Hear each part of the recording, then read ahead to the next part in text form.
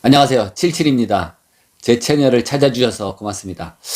오늘 얘기는 ALC 블럭에 대한 얘기를 할 텐데, 이 물보다도 비중이 작아서 가볍고, 이 거품 블럭이죠. 거품 블럭. 오토클레이브드 라이트웨이트 콘크리트 블럭입니다. 그래서 ALC라 그러는데, 이 ALC가 거품 블럭, 그러니까 KS 규격으로는 경량, 기포, 경량 기포 콘크리트 블럭입니다. 비중이 좀 작아요. 물보다 작고, 또 비중이 좀 큰 것도 있고, 비중이 아주 작은 것도 있고, 몇 가지 종류가 있습니다.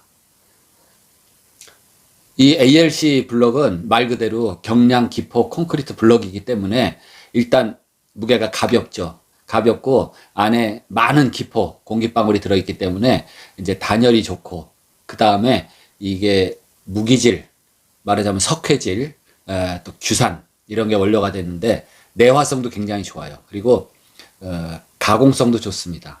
이만한 지금 사진에서 보듯이 그 회전 톱날로 막 나무 자르듯이 뚝뚝 잘라버려요.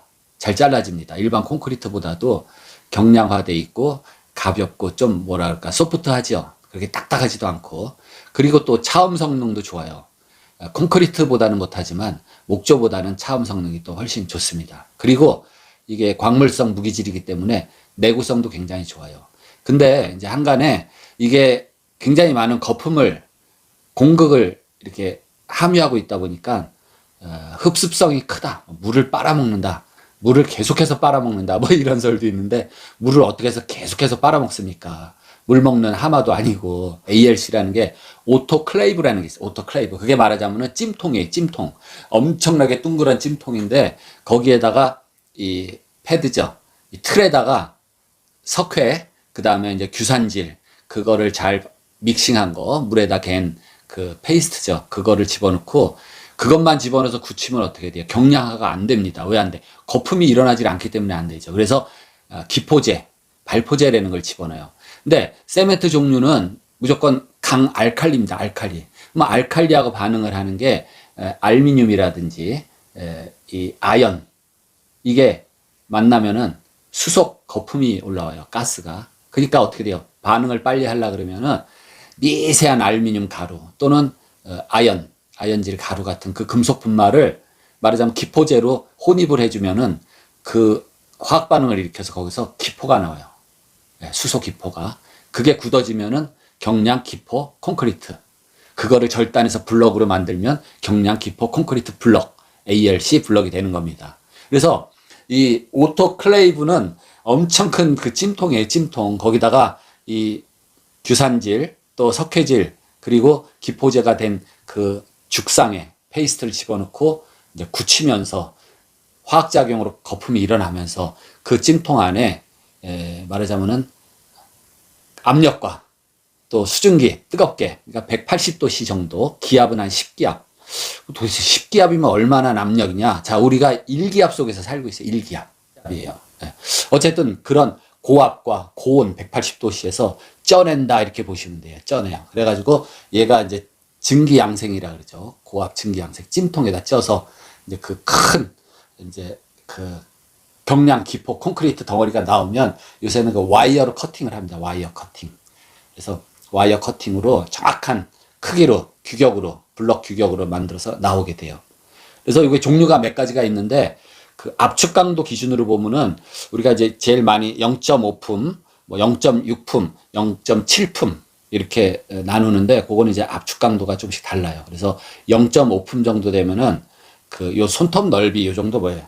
가로 세로 1cm, 1스퀘어 센치당 한 30kg 중 견디고, 또 한 0.6품 같으면은 이 평방 센치당 한 50kg 중, 그 다음에 0.7품 같으면은 평방 센치당 70kg의 압력을 받는다 이겁니다.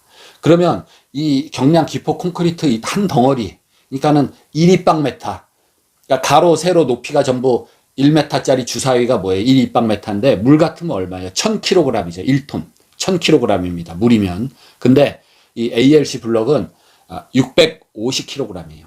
물보다 가볍죠. 물은 1000kg인데 1입방 메타가 ALC 블럭 1m, 1m, 1m 한 덩어리는 650kg 정도 된다 이겁니다. 표준 규격이. 그래서 좀 더 가벼운 것도 있고 좀 더 무거운 것도 있어요. 그러면 이 거품으로 된 이 블럭 덩어리가 얼마만한 힘에 견디냐, 이게 약하지 않냐 이렇게 걱정하시는 분이 있는데 저하고 간단히 계산을 해봐요. 저도 이걸 계산해보고 아니 이렇게나 많이 이 압력에 견딜 수 있을까? 물론 집이라는 거는 오로지 압축력만 받는 건 아니죠. 주된 압력이 이제 압축 응력을 받는데 바람이 불 때는 횡력, 지진 뭐 이런 거 다 받아요. ALC 블럭도 과거에는 이 뭐 1층 같은 경우 2층 뭐 이 지진에 대한 안전도 설계를 안 했어요. 근데 최근에서는 이 내진 구조 설계를 해서 ALC 블럭으로만 싸면은 그게 조적조가 되죠. 조적조. 조적조의 특징은 뭐다? 횡력에 약하다. 횡력. 이게 대표적인 게 지진력입니다. 지진. 지진이 이렇게 흔들리는 지진도 있는데 이 횡파, 종파가 있어서 이렇게 흔들리는 힘에는 또 이 조적조, 벽돌조가 굉장히 좀 취약할 수가 있어요. 근데 실제적으로 ALC 제가 공사해보고 이렇게 지어놓은 거 보고 또 일부는 이렇게 깨서 어떻게 좀 두드려 부셔야 될 때도 있는데 엄청 강합니다. 이 오한마라 그러죠. 일본 말죠. 오자가 붙었는데 이 큰 햄머로 그냥 때려도 잘 안 부서져요. 엄청 질기다 그럴까? 이렇게 다른 것들은 딱딱한 재료는 딱 때리면 뭐 금이 가든지 깨지잖아요. 근데 얘는 찌그러져요. 이렇게 망치로 그냥 때리면은 그 공기방울들이 그 충격을 흡수하면서 그 부분이 이렇게 푹 꺼지는 건 있어도 그냥 이렇게 댕강 잘라지고 이게 잘 안 되더라고요. 실험사바 ALC 블럭을 놓고 실험사바 그 큰 망치로 때려봤어요. 있는 힘껏 때려도 그렇게 빡 반으로 뽀개지고 그러진 않아요. 근데 그거를 그냥 이렇게 주관적으로 얘기할 게 아니라 한번 계산을 해보죠.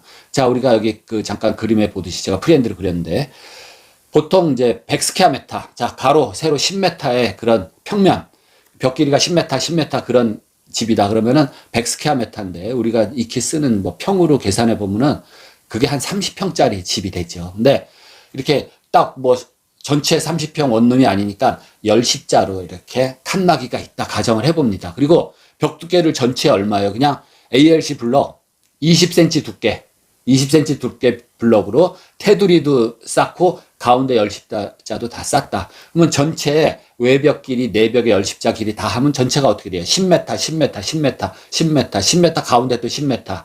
60m가 되죠. ALC 블럭의 이 단면적은 얼마예요? 그 단면적을 알면 되죠. ALC 블럭 단면적 1평방센치당 어떻게 되세요? 0.3품은 30kg, 0.5품은 50, 0.6품은 50kg, 0.7품은 70kg. 뭐 이렇게 있었죠, 아까. 압축에 대한 견디는 힘, 압축 응력이.